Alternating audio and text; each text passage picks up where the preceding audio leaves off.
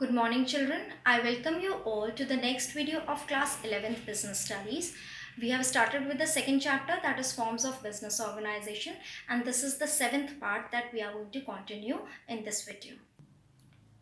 Today we are going to start with formation of a joint stock company. So joint stock company has to follow certain specified legal procedure for its formation. Planned action and conscious efforts are required.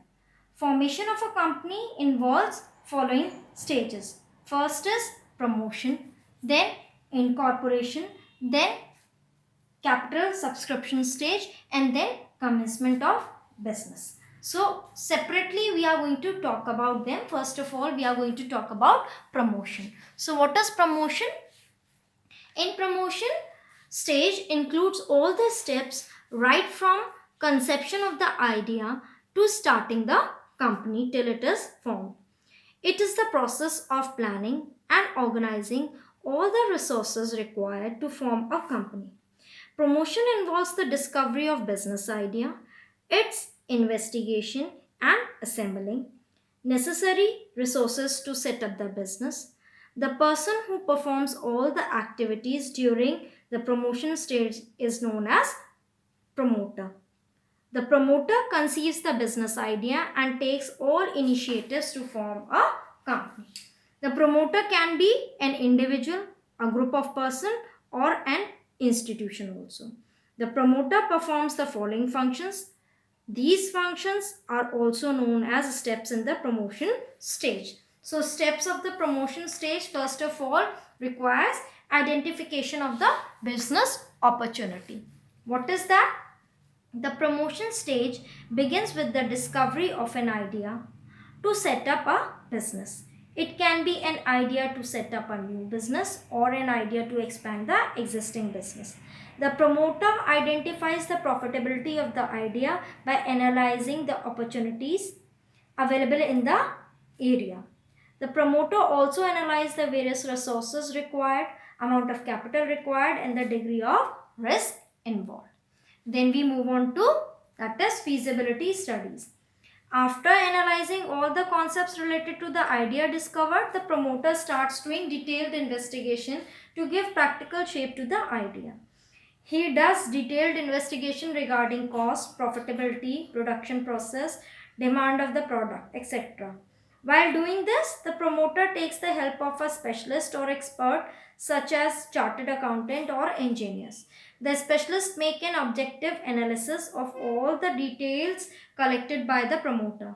The reports of the specialist help the promoter to take a decision regarding the size of the business, location of the plant, and amount of capital, etc. So there are three things in this: technical feasibility, financial feasibility, and economic feasibility. In technical feasibility, sometimes the idea is good, but technically it may not be possible to implement. It may be due to non-availability of raw material, input, technology. The project is considered technically unfeasible unless the technology or other required input can be imported or are available in the country. Then financial feasibility is if the required capital of funds for the business idea are so large that these cannot be arranged within the available means, then it is said to be financially unfeasible. For example, one may have an idea to urbanize the rural area, but the funds required to carry out this idea are so large or huge that it may not be converted into action plan due to financial unfeasibility. Then third, we are talking about economic feasibility. Sometimes a project is abandoned just because it might not be very profitable. Generally, businessmen prefer to carry on with the idea which are profitable. Then we are going to talk about the name approval. Two companies cannot have identical names. So it is necessary for every company to get its name approved from the registrar so that it does not match with any other company's name. Generally, companies give these names or in order of priority to the registrar. The registrar matches the name with the name of the other companies, and if it is not identical, then the registrar approves the name. Then fourth is fixing up of signatories to memorandum of association. What is that? Promoters have to decide about the people who will be signing the memorandum. Okay. Then usually the signatories of memorandum became the first directors of the company. Promoters also take their written consent to act as directors and ask them to buy qualification shares.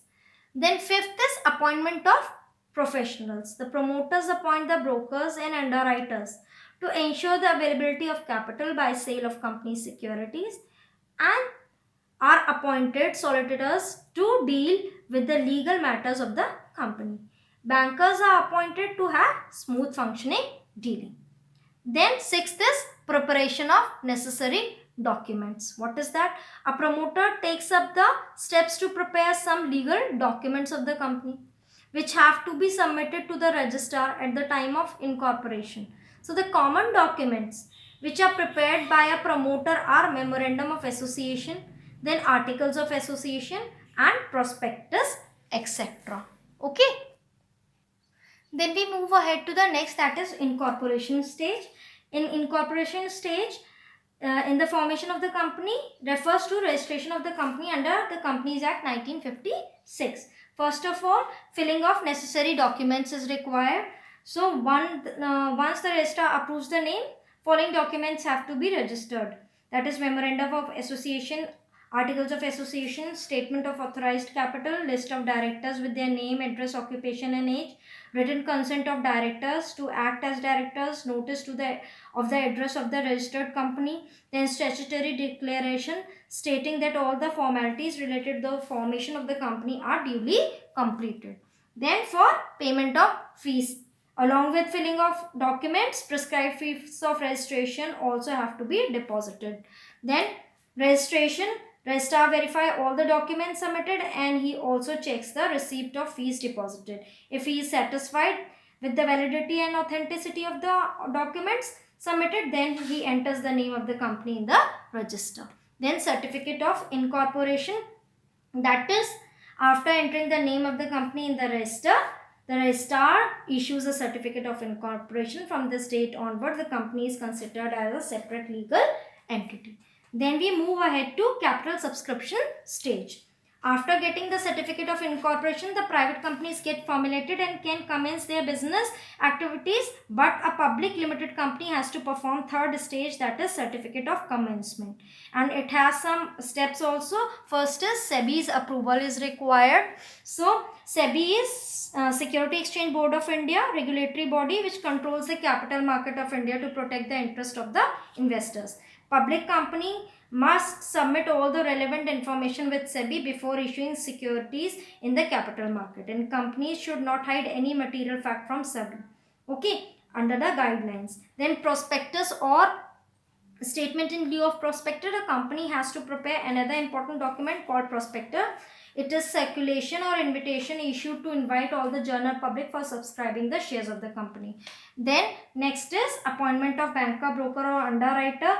In this, to receive and deposit the application money, bankers are appointed. To sell the shares, and brokers are appointed. They encourage public to buy the shares and charge commission for the same.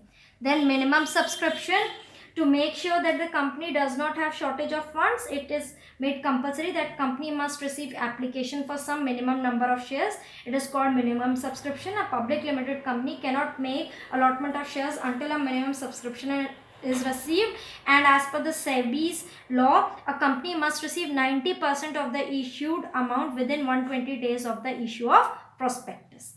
Then application to stock exchange, that is a firm must get itself listed in stock exchange before selling its securities to the general public. The company may apply in any of the recognized stock exchange to get the permission. Then allotment of shares. What is that? In that, after getting the name listed, the company prepares a return of allotment. Return of allotment is a statement giving details about names and address of the shareholders. Then comes commencement of the business. After subscribing the securities, the receiving minimum subscription, company applies to registrar to issue the certificate of commencement along with the application. A company must file a declaration that shares payable in cash have been subscribed for minimum subscription, a declaration that every director has paid in cash for the application and allotment money, a declaration that no money is pending to pay back to the applicant, and a declaration that above requirements have been compiled with, this declaration can be signed by the directors or secretary of the company. Registrar will verify all the documents and declarations submitted by the company. If he is satisfied with the authenticity and validity of the documents, then he wins the issue of certificate of commencement. The company can start its business activity from the date of the issue of certificate. So these are all the things that you are going to note down and prepare notes. In the next video, we are going to continue with the next topic. Up till then, goodbye children.